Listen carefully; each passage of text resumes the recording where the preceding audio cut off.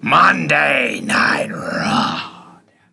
Welcome back, guys, to Fog Wrestling. It is the 7th month of the year. We're into the second half of this year. It is the 1st of July. The Wyatt 6 made it to the 7th month. And let's see how they got on tonight with Money in the Bank qualifiers as well. But we do kick off with Jey Uso down out. Day one is down out. Talks about how he's going to become the new Money in the Bank. Chad Gable comes out. Master in the Bank, says Chad Gable. Clark Gable. That's exactly what he says. Chad Gable says, you know what? I don't think the Wyatt Six are after me. I think they're after you. You stole the Fireflies. Then Jey Uso says, nah, he can have all the Fireflies. I'll take all the mosquitoes. Which I thought was actually pretty good. But then the segment ends with Gable and Uso brawling. And then it fades to black, and Gable's pretty much followed around the arena by creepy-ass people, while Nikki Cross hands over another Amazon package to Michael Cole to close the segment. It's a decent start, but it's like, how do you go from this to like them just preparing for the next match as if nothing happened?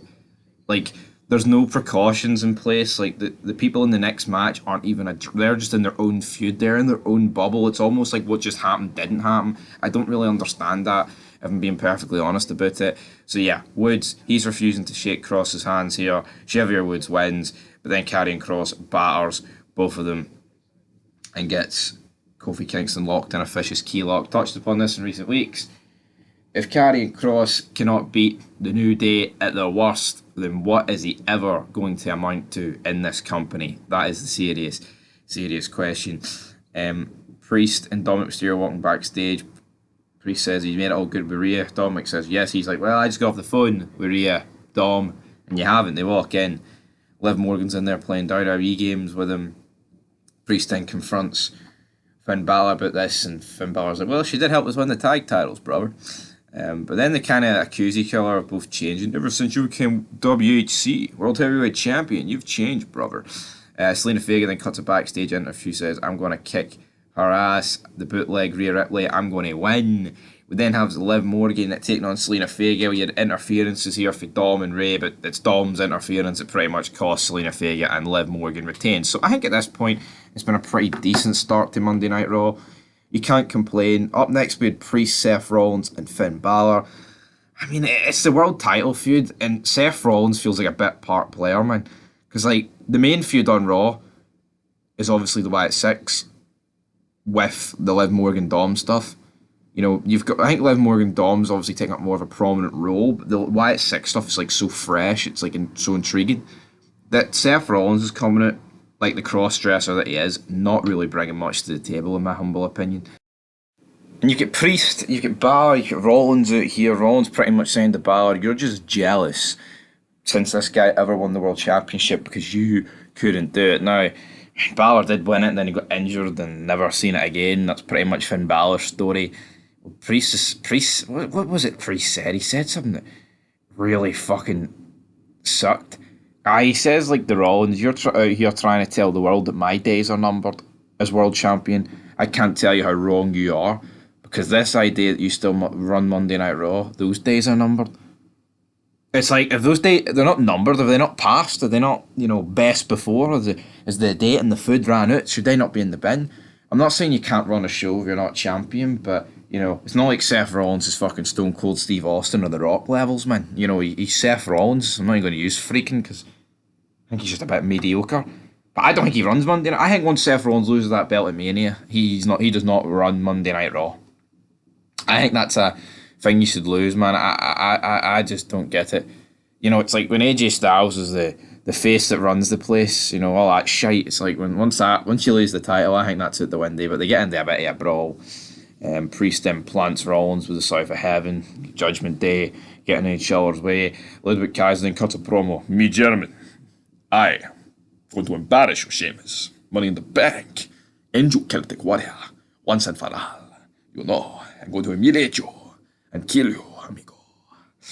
Third match. Zoe Stark, Dakota Kai, Ivy Nile in the women's Money in the Bank qualifier match. You've got outside interference. You've just got a million things going on in this match at one time. Then Dakota Kai cuts like a Raw exclusive. Oh, these people are interfering in our matches. It's not right. It shouldn't be allowed, sort of thing. It's like, shut up and know your role, jabroni. Right, you interfere in a lot of our matches as well. But then we're back to the Wyatt Six stuff, and we get Uncle Howdy and Bo Dallas. And what did I think of this? Well, I thought it was alright.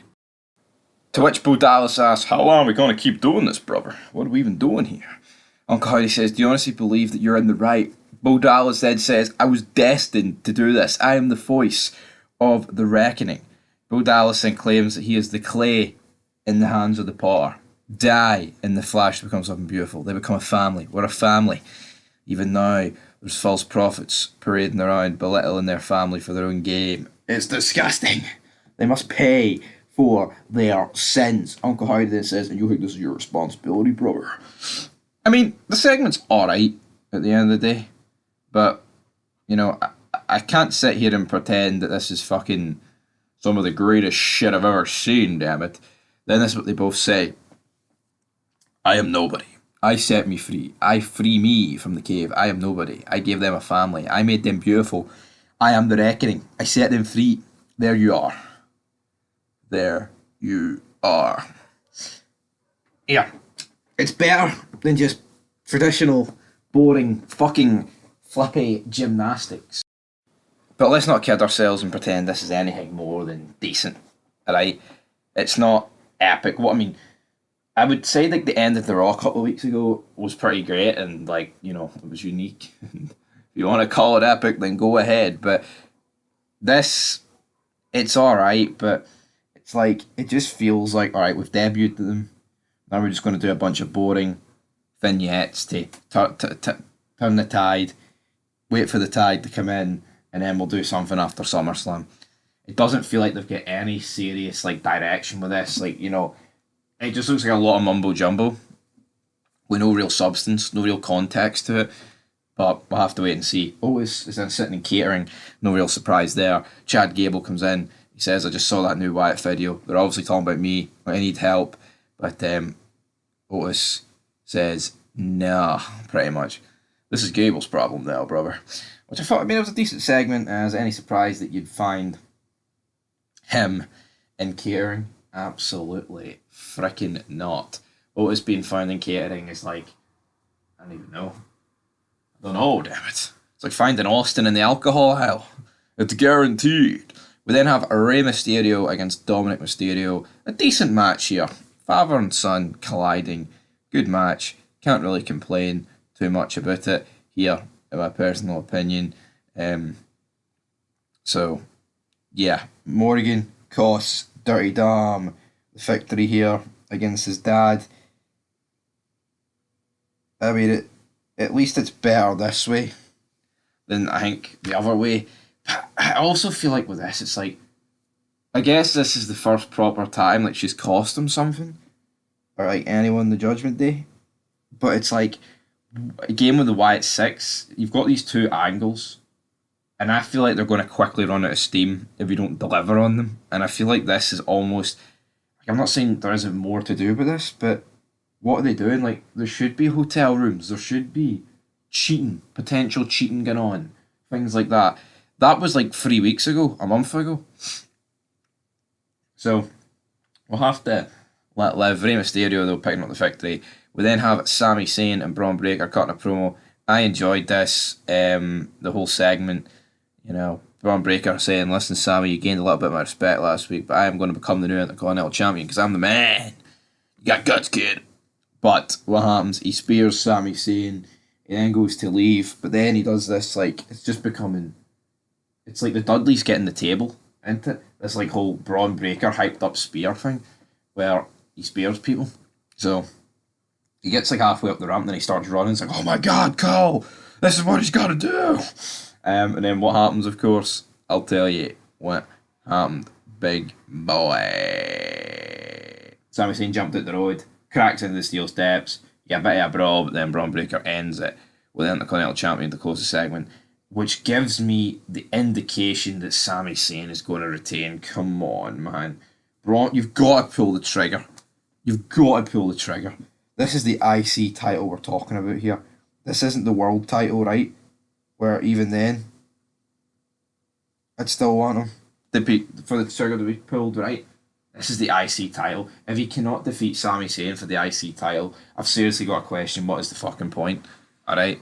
So I'm not guaranteed about that. We then got a video recap of the Bloodline and their vicious attack on Paul Heyman. Ilya Dragunov then got a vignette. Then it's announced that next week on Raw, Uso will battle Chad Gable. Damage Control take on Live Valkyrie, Katana Chance and Caden Carter in a 6-women's tag team match. And again, it's like, I just don't like when they announce matches for next week's show, right? When there's a pay-per-view in between. Because it kind of just... Well, if Jey Uso wins Money in the Bank or Chad Gable, why would they want to battle with each other? Would they not be more focused on like the world title picture? I don't know. Absolute freaking mess, to be honest. We then get a fifth match, Drew McIntyre against Sheamus against Eli Dragunov. Men's Money in the Bank qualifying match. This was your main event. This was a decent match, alright? It was never really going to be bad. The right guy won. Drew McIntyre then says, I told you I was going to win this war. That's exactly what I did. You ready for some truth? I'm walking into Money in the Bank this Saturday and I'm leaving Toronto World Heavyweight Champion. And I guess no one really factored this in. Like, I guess Drew didn't necessarily need to win in Glasgow. He should have won, right? I'm not going to defend the decision, but a lot of the fives were, well, he doesn't win in Glasgow, it means the match for him and Punk at SummerSlam ain't going to be for the belt. So, at the same time, I guess he could win this, but then I think if Drew wins Money in the Bank, Punk's going to cost him the cash-in.